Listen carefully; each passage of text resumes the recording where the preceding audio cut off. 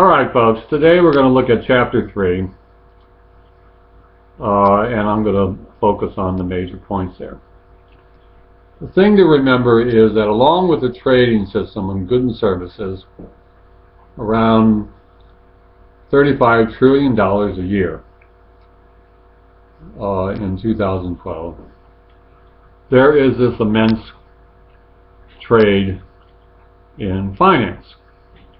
Buying and selling of bonds, buying and selling of currencies, investments from one country to another, all done by a push of a button on a computer. It's all electronic. And this system of finance comes to around $7 trillion a day. It is immense. And although it was begun with Bretton Woods in 1944, it was really spurred on by the liberalization in '72. That is, the establishment of a market for gold and currencies, with supply and demand determining the price of those two now commodities. And of course, the shift from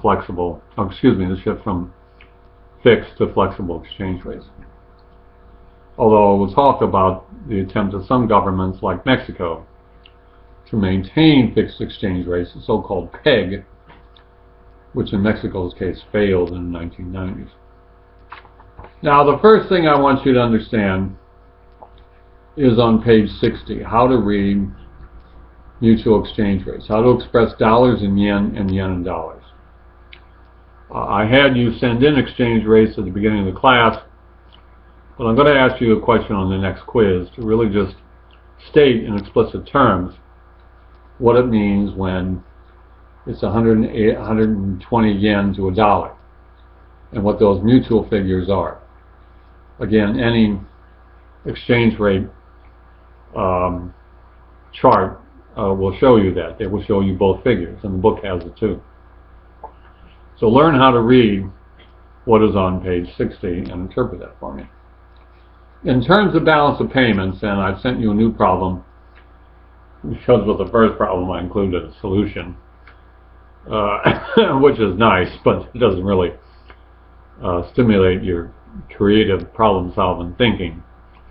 I've sent you a new problem. Please do that one. You can discard the first one, although learn from it. Remember, in balance of payments, if you have a current account deficit, you in effect spent more than you bought, or that was bought, you must have a capital account surplus. And in this case, the surplus is not good. This is on page 73. A plus in capital surplus means you have to borrow money, sell assets, have companies bought here by foreign sources. That's an inflow of money, but it's because you had a deficit in your current account. Actually, a negative capital account is quote-unquote good. Why? Because it means money flowing out of your country to buy assets, to loan money to people, etc. The United States used to be a huge creditor nation. We used to lend money to everybody. But now we're a debtor nation. Back in my day, we were a creditor nation.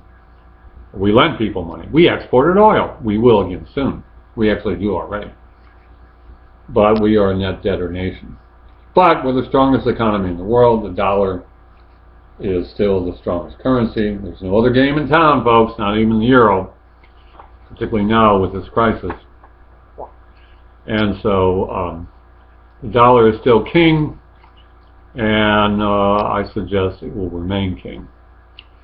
Keep in mind, for you who did your futures bet on dollars, the dollar is going up now, as generally always occurs in cases of international crises. People flock to the United States for safety. On page 81 is discussed the Mexico peso crisis. Mexico tried to maintain what is called a peg. That is, it tried to peg the value of the peso to the dollar.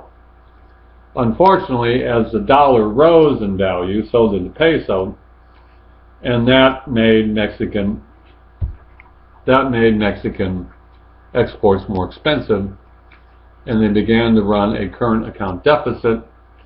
They could ill afford to do it because they were a relatively poor country. This was in the 1990s. They confronted a currency crisis, and as explained on page 81, they ultimately abandoned the peg, and we, under the Clinton administration, had to bail them out. They reformed their economy. Mexico now is very hot, and in fact paid back the loan with interest, so we actually made money off of it. Finally, in the chapter, I'm going through this quickly, we have the discussion of national income. I believe the business school has an entire course on it, which I would recommend taking.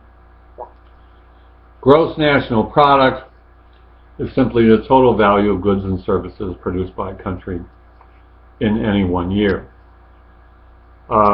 Today, because of the enormous amount of imports, we use GDP, gross domestic product, which is total amount of goods and services minus the imports that go into some good. For example, if you import seats for a car, the total value of the car, you subtract from that the value of the seats because they were produced elsewhere. So we use GDP.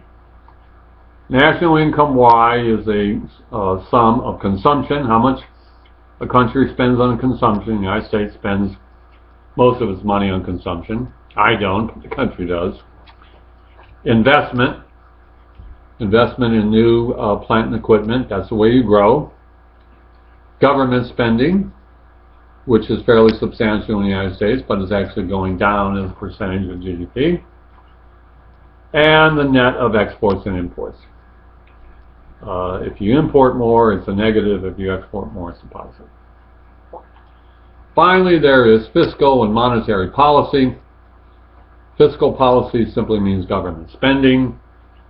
When the economy is weak, you try to increase it so as to increase demand. When the economy is strong, you try to reduce it to avoid inflation. Monetary policy is simply the manipulation of interest rates to control the cost of credit. Interest is simply the cost of credit. And today interest rates are very low as a way to stimulate credit. So that is chapter 3. If you have any questions, send them to me. Short and sweet, but that's the essence of the chapter. Again, learn how to interpret those currency exchange rates and try to understand the Mexican peso crisis as much as possible. These crises hit periodically. All right, have a nice spring break. Get those futures to me. And I'm still in recovery mode, as you can see.